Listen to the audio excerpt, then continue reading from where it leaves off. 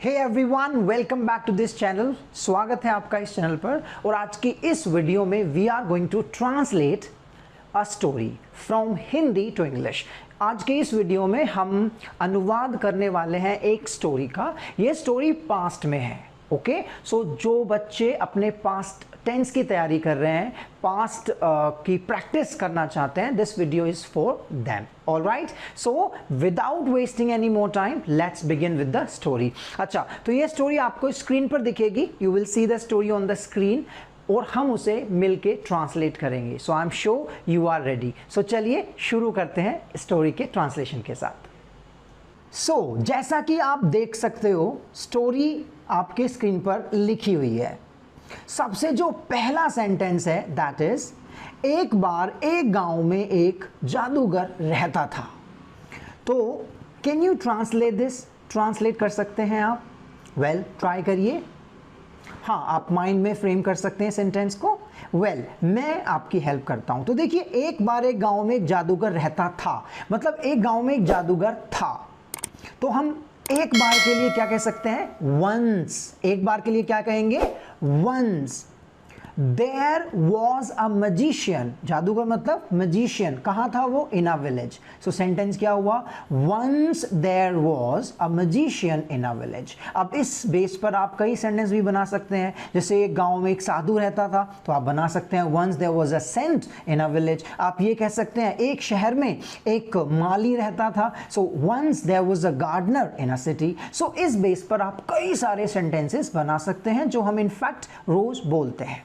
आगे चलते हैं। वह एक अच्छा जादूगर था। तो अभी मैंने कुछ टाइम पहले आपको एक वीडियो शेयर की थी आपके साथ, जिसमें मैंने वॉज और वर का यूज किया था, जो होने से होता है। राइट, सो वह एक अच्छा जादूगर था मतलब होने से है। सो हम यहाँ पे क्या यूज करेंगे? He was a good magician.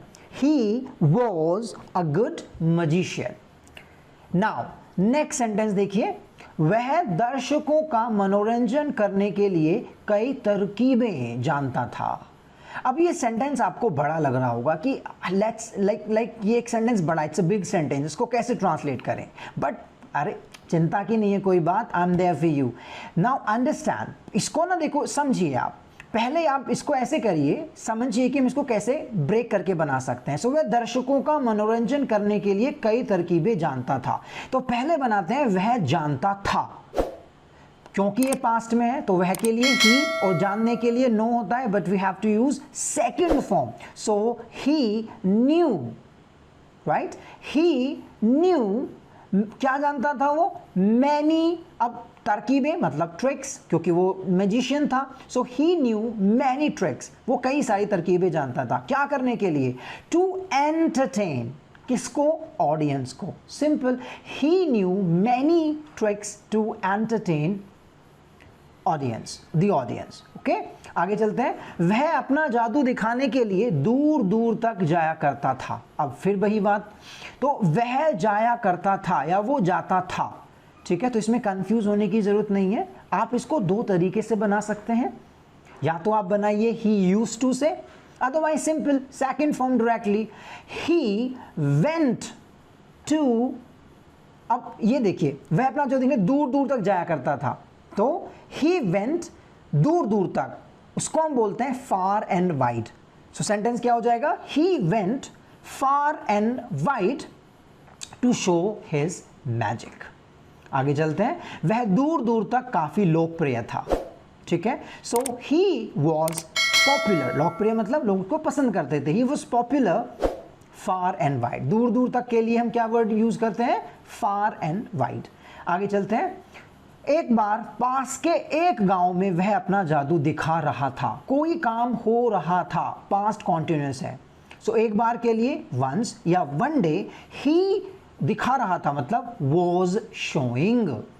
Once he was showing magic in a near by village. तो पास के गांव में मतलब एक नियर बाय, पास का गांव, near by village. So once he was showing magic in a near by village. तभी अचानक उसकी नजर एक बूढ़ी औरत पर पड़ी।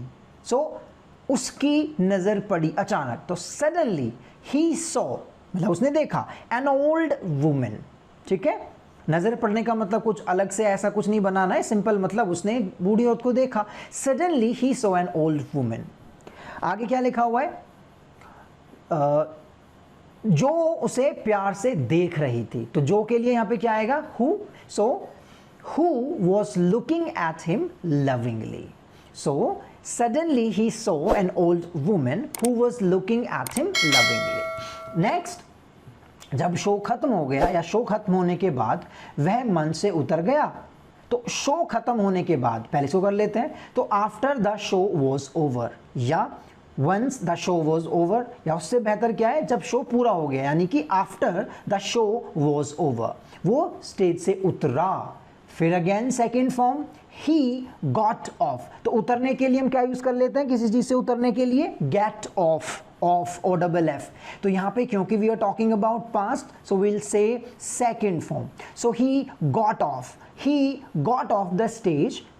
आगे, और उस बूढ़ी औरत की तलाश की। वो उतर गया स्टेज से और उसने बूढ़ी औरत की तलाश की। So he looked for the old woman. So after the show was over, he got off the stage and looked for that old woman.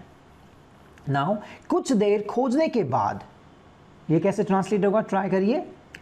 After searching for some time, कुछ देर खोजने के बाद, after searching for some time, उसने उसे बैठा हुआ और रोता हुआ पाया। बैठा हुआ रोता हुआ पाया मतलब वो बैठी हुई थी एंड रो रही थी। तो सेंटेंस क्या हो जाएगा?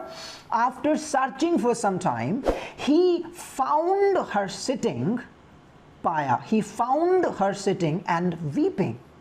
उसने उससे कारण पूछा। He asked her the reason. उसने उससे कारण पूछा मतलब he asked her the reason. Well, अभी ये स्टोरी कंप्लीट नहीं है।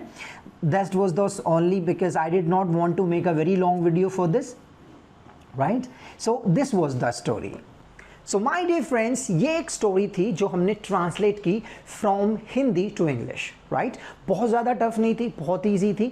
अब what you can do is, आप भी इस तरीके की कई सारे वीडियोस खुद से ट्रांसलेट कर सकते हैं, बिकॉज जब तक आप खुद से ट्रांसलेट नहीं करेंगे, you can not really make sure that you are learning और you have learned, right? So जुड़े रहिए आप इस चैनल के साथ, and yes, do not forget to practice, because it's practice what makes the difference. Practice ही difference लाती है. Well, that's all for today's video. I'll see you in my next video. Thank you.